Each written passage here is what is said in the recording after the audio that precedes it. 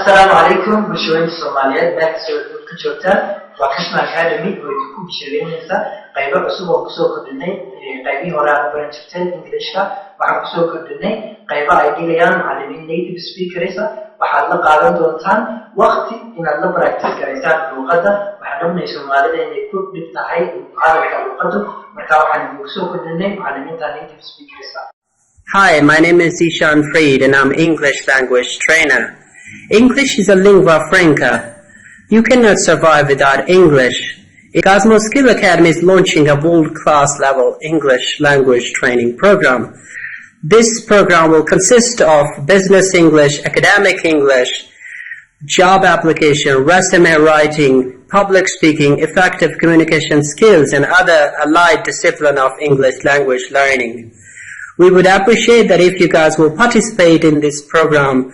It will give you a world-class education with very nominal charges. Thank you. sidoo kale haddii aad heerkaasi soo gaarsiisnay waxaa jira macallimiintii Soomaaliga ahayd oo xagga hoose ka soo dhisaysa ilaa heer aan qofku English hore aan u soo baranay loogu talagalay.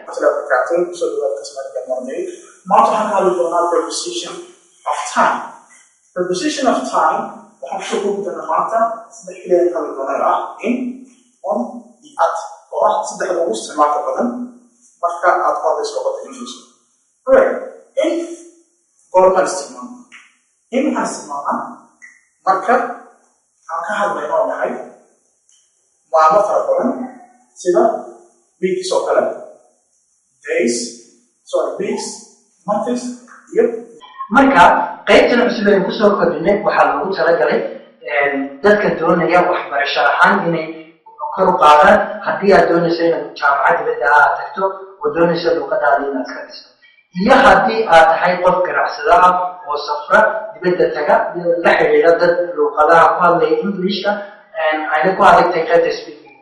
sidoo kale dadka professionalka ee waddanka jooga meel kastoo Soomaaliya waxaa loogu talagalay in iyaguna ay la qaataan kooraskaasi oo speaking kor loo qaado maadaama ay la macaamilayaan dad English ku hadlaya. marka qaybihii kalena way jiraan qaybahaas iminka available diiwaangelintii way socotaa. si aan kula soo xiriirno telefonkaaga ayaa lagu reebi kartaa comments-ka ama waad noo soo message gareyn kartaa ama telefoonada xagga hoose ku qoran waxay leeyihiin WhatsApp kuwaas ayaad nagala soo xiriiri kartaa. aad baan idin soo dhaweynaynaa Kasmo Academy. Assalaamu calaykum.